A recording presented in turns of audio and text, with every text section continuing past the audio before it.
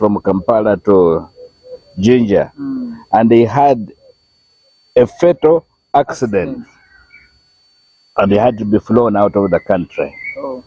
And none of the people in Eluzira would dare to see 192 innocent people being burnt, because they were supposed to be burnt with having tires tied around their bodies. That very day this guy had the fatal accident. It was going to be decided later, not that very day. Oh. Yeah. But it had been decided, yes, that they are going to be killed by having tires tied around their bodies. Okay. But when he was flown out of the country, none of the people in the government who there kill the enemy. So they were all released, as far as I know. Did they, I don't know, what was it? They thought something or what? Well, I think, I don't know whether God is mercy, I think, and circumstances. And as far as I know, I don't know the details, but probably full gospel people might know the details. Okay. I know they were released, and the 3 of our people who were there were the ones who testified to us. Elsewhere in the country, did you have such in Deliverance Church? No, I just quoted those 3 incidents. But the others, of course, had to be more careful because they knew they were being watched. Yes. Yeah. So that was 1977 to 79. Do you have anything between those 2 years? Well, nothing much. Nothing much apart from what I have just told you. Okay. And some of us were daring, would go to Kenya and come back. Sometimes they would tell us, why are you going back? I would say, oh, well, that's home. So, it's like, yeah. Okay. Yes. Away from church, what else do you remember about Idi Amin regime from 1971 to 79, out from church? Oh, of course, the economy just went down. The economy? At that time when he took over, our economy, as far the East African countries were concerned, were on the top. Yes. But I normally describe that when Idi Amin came in, by the time he left, we were below bottom. Oh. As for the economy of the country is concerned, compared to the East African, Kenya, Tanzania. Yeah. Okay. That is one. And a number of essential commodities disappeared. You couldn't get, we used to call them 3 S's: sugar, soap, and salt. It was difficult to find them. How did you survive? Some people eventually had to be issued with the cards. Oh, to get the 3, what you to call the nickname, the custodian board. You give because I was teaching at the Gayaza, teachers had the privilege of being able to get that card. You come into town, they will give you either 4 kilos of sugar for a month or something like that, whatever they would, soap, and that's what some of us survived on. So you had that privilege? Yes, okay. At least was that privilege. Do you have any other close person who died? No, the only person,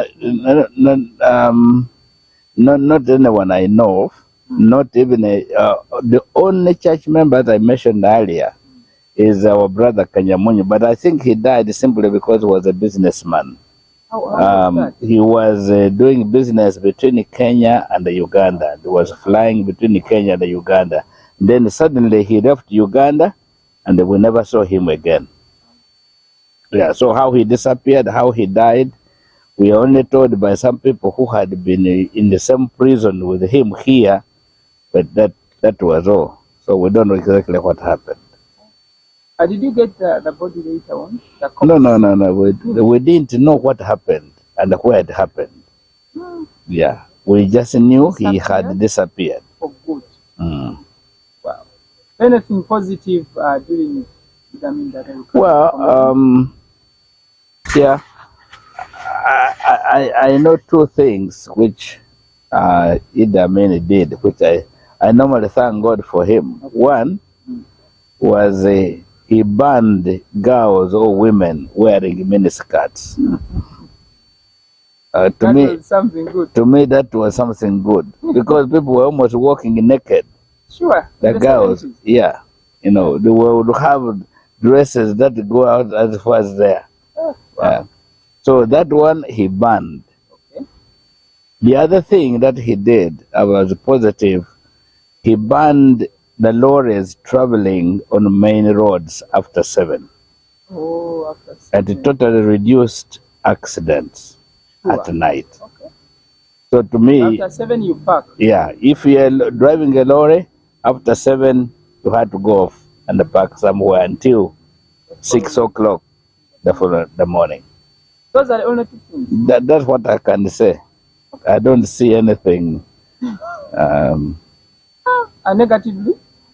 As I said, he couldn't allow us to worship freely. Only that? Yeah, and the economy I have already mentioned. So two things, economy. Mm. So, I mean, it's a disappointment. You have two positive things and two negative things. Okay, moving on. After 1979, Amin has gone. How was the church? I think there was a lot of excitement in most churches, and people said now we are now free. They did all that they could. They used to pray, long services and so on. Yeah. Okay. Yeah, and then one of the things that became very popular was all-night prayers and so on. But we as the Deliverance Church, we told the people we are not going to move because other people are doing it. We are going to listen to God and move slowly. So if we don't have overnight because we don't feel we are ready for it, don't judge us. So we went very slowly. We started eventually, but we had to do within what we felt as leaders that God was doing. That has been always our policy. Yeah, we don't just move or do things because the rest of the people are doing things. We want to hear whether it is God and whether it is God speaking to everybody or just to us as what? As a church. A church. So 79 you resumed church. Yeah, and we continued worshiping, and that's the time when I reached when I had to make a decision whether I should pass the church and also continue to teach. When I talked to my wife, she didn't feel she was ready to leave the teaching, for me to leave the teaching job to come and serve the church. But after 1 year, she said we could move. So eventually I moved from Gayaza, but 81, 82, I think it was. Yeah, so I came to pastor the church. By that time, how many churches had you established? I don't remember how many there were, but I know we had a church in Kampala, in Jinja, in Mbale, Tororo. Yeah, main church. We had the church in Gulu, of course, many in Gulu. Yeah. Soroti. Yeah.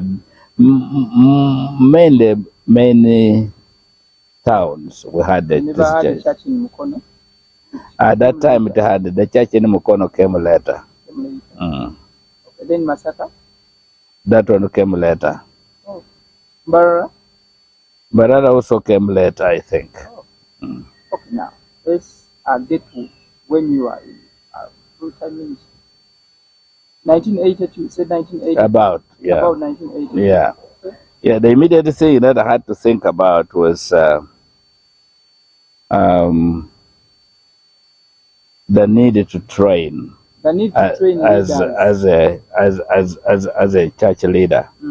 Before that, all we had been preaching is that you don't waste time going to Bible school. Oh, that was the we used to call Bible schools cemeteries. You go there to die. A heavy word. Yeah. But when I left teaching to come to the church, I felt there was a need for me to go and train And even if I still apply physics, biology in my preaching, sometimes I needed to do some Bible school. And so I went for training in the East African School of Theology in Nairobi. Okay, which year is that? I think it was 65, 66, 85. 85. I think it was 86, 86 or 7. Oh, yeah. Yeah. Because of what I had covered, instead of the 3 years, they gave me 1.5 years. Yeah, because of what my training and experience. They gave me some credits for that, and I finished the course. Instead of 3 years, I did 1.5 years. Do you remember the units you did? Yeah, I don't remember. Not even one? No. Okay, how was the experience? Good experience? Why? It was good. I think it opened my eyes to see the need for us to study. And the problem is, the more you study, the more you want to study. Oh. And so it was no longer a cemetery? It is no longer a cemetery. It was something to equip you, to prepare you for the work of God. So for 20 years it was? 20 years? Yes. Wow. And then after that, I went to do a master's in missiology in South Korea, which I didn't quite finish because I fell sick. Yeah. But later on, I completed it in some way or other by going to Fuller Seminary. Yeah, where I did graduate with. Yeah. Okay. So that's one thing that happened to me, to get, and then after that, we tried to get as many church leaders in Deliverance Church to have some kind of training. Okay. Now about your home maintenance. Where did you get maintenance? Well, of course, when I was at Gayaza, I was on regular salary. Yes, I mean after the Gayaza. But after that, yes, it was the Bible says the just shall live by faith. So you live by faith. Basically, I can say like when we came, first of all, the church couldn't afford to pay rent for us. We left a 3-4 bedroom house at Gayaza, and here we are. The church didn't have money to do what? To pay for our house rent. And we ended up finding a brother who was a single brother, an engineer with the Uganda Railways Corporation, in the names of Sam Wanyala. Yes, he had a big house in beyond the Bugolobi. That's where we lived with him. We literally took over his house. He only was left with his bedroom because we were very many of us, about 8, I think. Hey, you had children? Yes, I had children. And so, when the house started leaking, he was given a smaller house on Kololo Hill. So we couldn't move with him. Okay. We ended up in one of the widows in the church had the house, one of the flats near Bugolobi. As you come from Kofe, there on that right-hand side, there are some double-storied flats. Okay. So he gave us to stay there, and unfortunately, that widow fell into sin with one of my co-pastors, and they refused to repent. So we excommunicated them. Okay. And now, because we were in her house, the Bible says when you excommunicate them, you don't get in touch with them. She had the advantage of coming to visit us every now and then. So my wife said, no, we cannot do this. It's not right in the Bible. So we had to look for a house. The church couldn't pay the rent, but eventually we got a dilapidated house in a very funny state near where the Ministry of Health is now. Oh. A 1-bedroom house. But that's it. There was a hole in the door, wooden door. Okay. The window panes had either bullet holes in or completely removed. And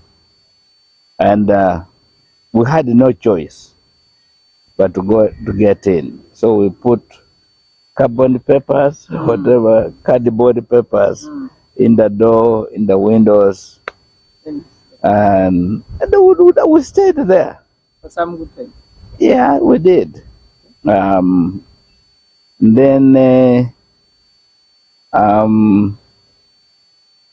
of course, our last born was born when we were there. The others were born in Gayaza. Our last born child was born when we were in that Kitante court. Which year was that? But what? I think it was. I can work it out. Okay. They had come back from the hospital, and the mommy had had cesarean.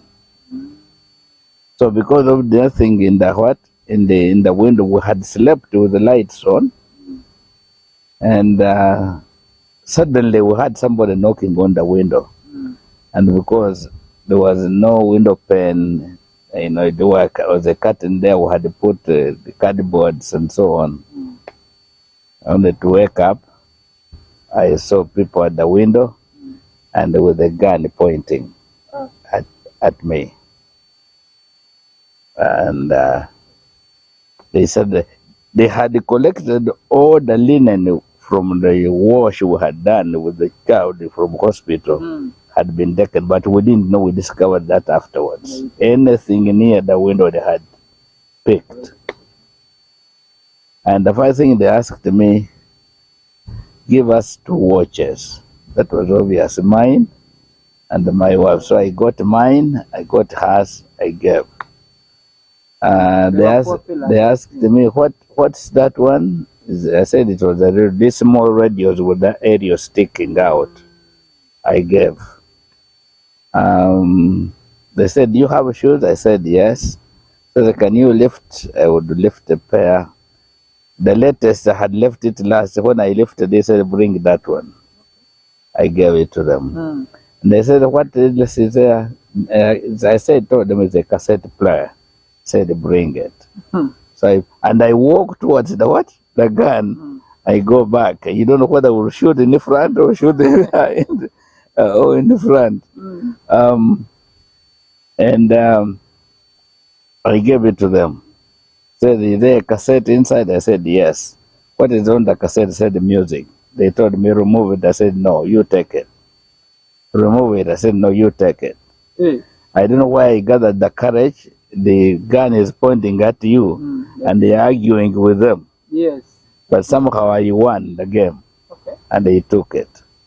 And after that, they told me, don't make any noise. We are human beings like you. If you make any noise, we shall come to kill you.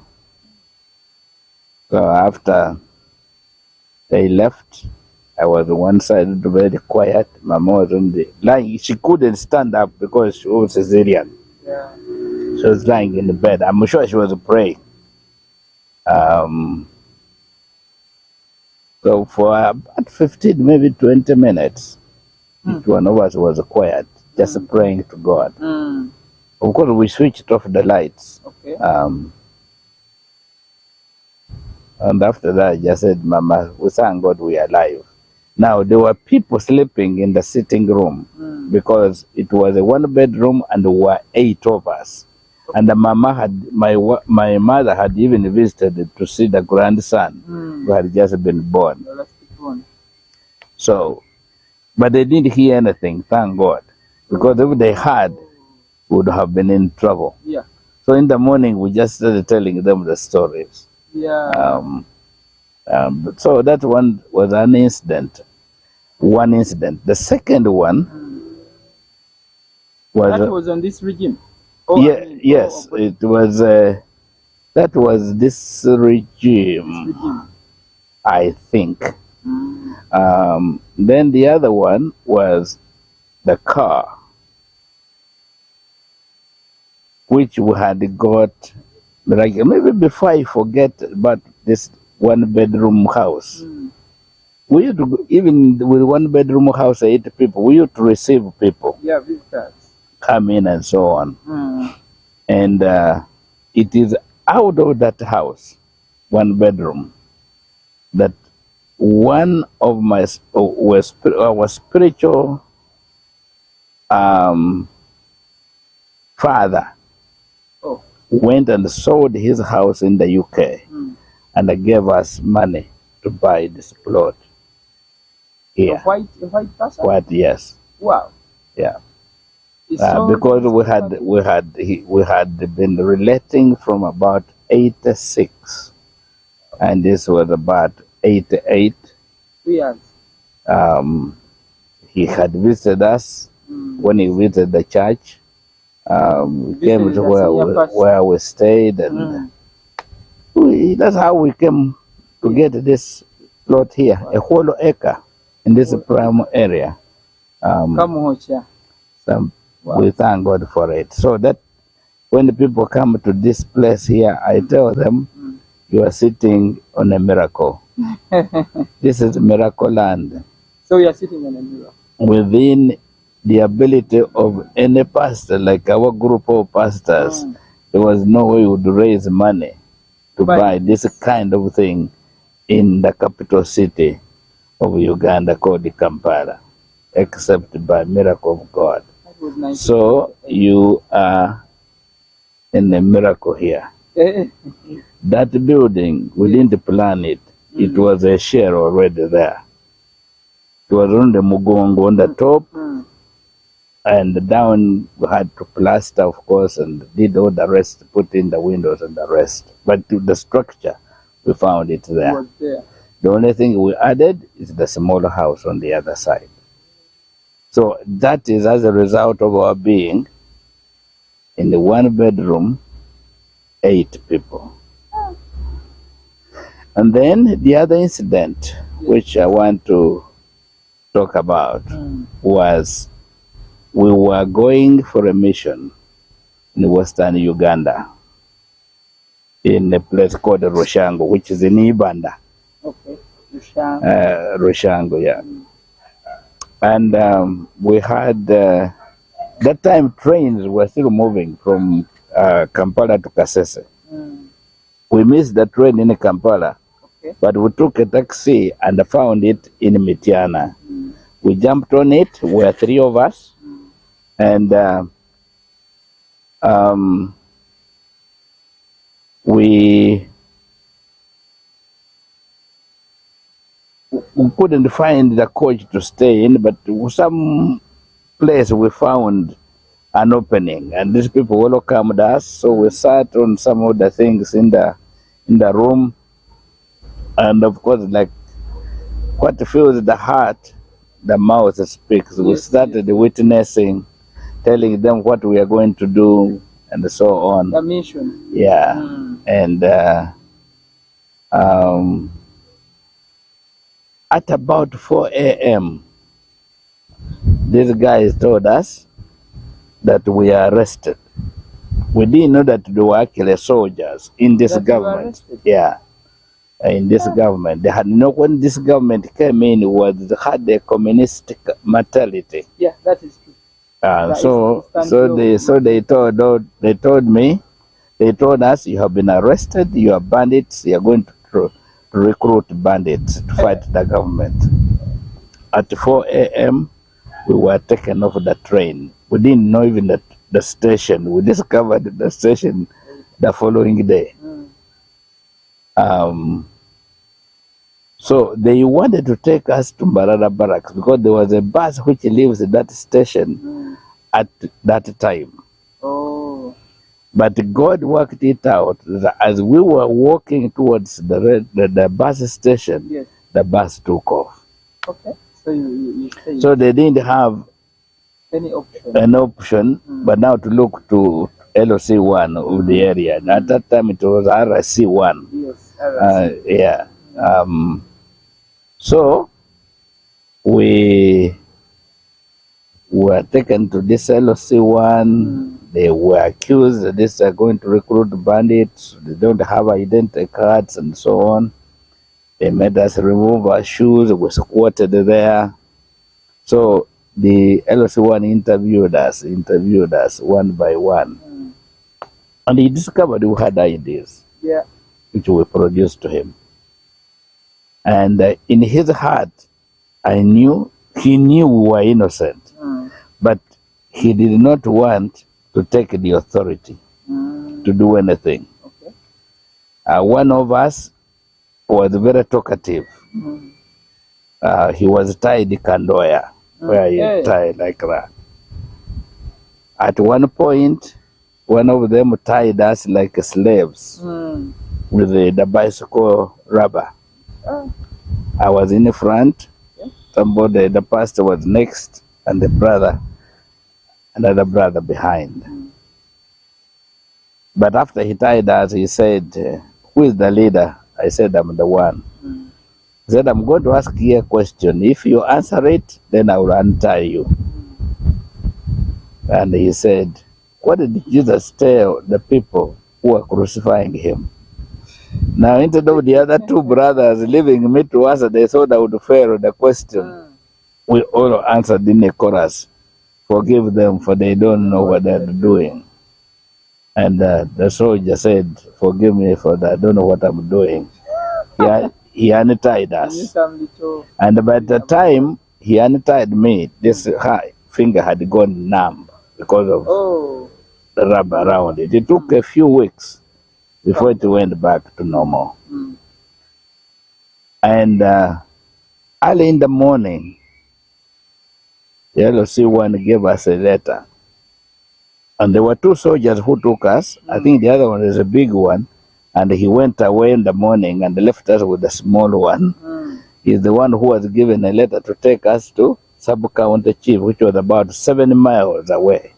On foot? So we walked on foot with our luggage. Wow. And of course, as we walked with him, we were still preaching to him. Yeah. We reached the Gombolola chief. He accused us. These are bandits. They don't have identity cards and so on. So the chief collected his henchmen. They started calling us one by one. But when he arrived, even before they started talking to us, he borrowed a bicycle from the Gombolola chief to go to the village. I think that was his home area or something. Okay. So these people were in the house, so they would call us one by one to interview us and so on. After they finished, the Gombolola chief told us, we are innocent, and let's wait for the person who brought you, then we can release you to go back. We waited for the person, didn't come back. They couldn't take us to prison because we were not prisoners. So we became visitors of the Gombolola chief. Sure. So they, with the Wamigugu, because we had carried beddings, they gave us a mat. I don't remember. We slept there, and they gave us food to eat. And the following day, that's when the man came back, still tipsy. And when they told him that we were innocent, we had been released the day before, he quarreled. Sure. He quarreled with the Gombolola chief until the Gombolola chief had again to call the people who decided that we were innocent to come. And that in his disgust, this policeman, the soldier, just walked away. Just walked away. So the Gombolola chief said, I have nothing to do with you. You are innocent people. With the Gombolola chief to trust us with his bicycle. The people he didn't know. to take to the other. So we tied our luggage. So one person would ride, go a distance, and then stay there, wait for us to arrive, and another person takes off until we reach they called the station was Kabagole. We discovered afterwards. Even the Kabagoli. Yeah, it was Kabagole. So we determined that very day that we would still go to the mission. So we went to the mission. And we preached. We were late, of course, by a day. So we preached and we testified what had happened to us. We came back to Kampala. We testified. Like this brother who had been tied, and we had even a mark over the rope. Okay. He said, "I bear the mark of Jesus." Rejoicing. Now there was a sister in the church from the UK. Who wrote as a testimony, this is what happened to Nick, to his home church, to her home church. And when the elders met, they said they knew me, so they said, "Hey, what happened? How was he on the train?" And they say, "Has he got a car?" Said no. And in that meeting, the decision was made by those elders in the UK to buy us the first car. Wow. That was still 1990. About 88, yeah. 88. Yes, still. So you had some miracles. Yeah, because of the contact, the relationship I had established with this spiritual person. Now, when we were in that place in Kitante, I came back and I parked the car in front of the house. Yeah. And I went in the house, I threw the keys on the bed. And of course, we had, I think, a neighbor came in for tea, so we were taking the tea on the veranda. And there were two soldiers coming. One with a gun, one with a pistol. 88. So, they came to the veranda. They asked us to get in. And when they told us to get in, Mommy got out to collect the cups to bring in. So they allowed her to do that. Now, with me, the other one with the big gun went to the sitting room where Mama and our daughter, who was in the kitchen, and the visitor. But with me, the one with the pistol took me to the bedroom. He asked me, "Do you know my name?" I said, "Do you know me?" I said, "No, I don't know you." "Is your name Wafula?" Because I didn't want to create a problem, I said yes. Because when I would have said, "No, I'm Wafula," but they said, "No." They said Wafula. I said yes. Okay. Now, when they took me to the bedroom, these people who left in the sitting room started praying, led by Mommy. Pentecostal prayer, loud. Yes. And I think it went into tongues and so on. And when the man I was with in the bedroom had, he picked the keys of the car from the bed, got hold of me like this.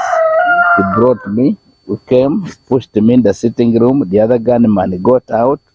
They went to the car. And then we saw a third soldier who had gone behind and locked the kitchen door from outside, also joining. So we had actually 3 soldiers. You didn't know.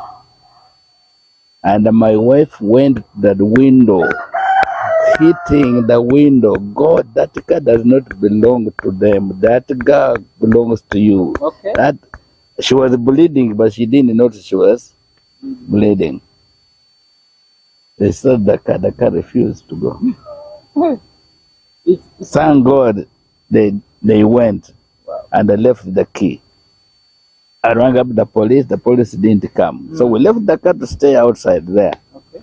I tried to follow the police up, nobody came. So the following day, I got the key, started the car started.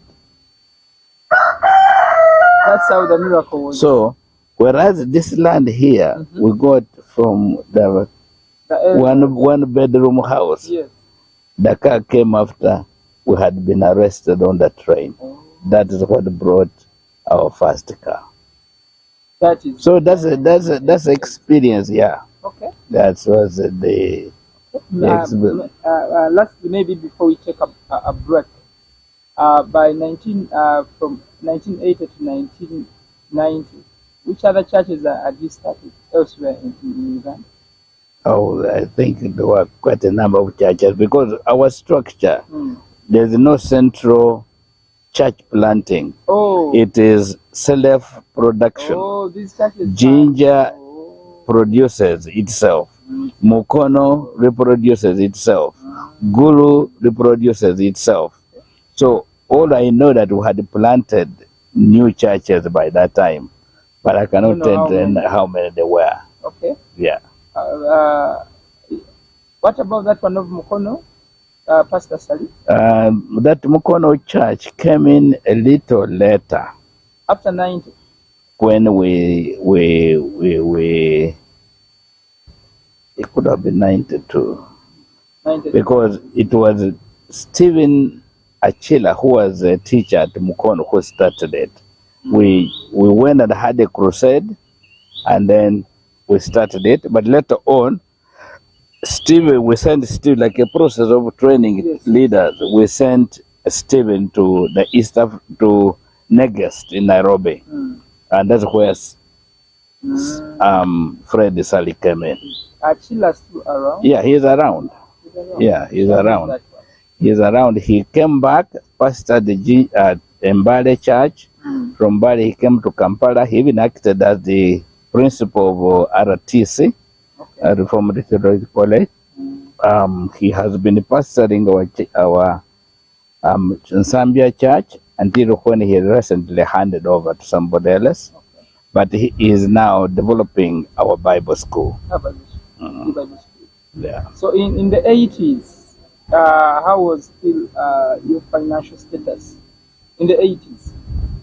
Well, it wasn't bad. As I said, the whole thing was living by faith. Okay. We were surviving. We were going on. Okay. Yeah. Okay, let's take a short break and come back to the 90s and 2000s. It is Pr.Wafula on Faith of Our Fathers, bringing you history of the Church of Uganda. Not the Church of Uganda, but the Church of Uganda, the body of Christ in Uganda, and we intend to have some biographies, shared biographies, and dedicated biographies, plus other books. Samuel Ssenyonjo, I move with Philip Konde and Pima, and Cinema Art Production. We are supported by Safe Company. Let's take a quick break when we come back.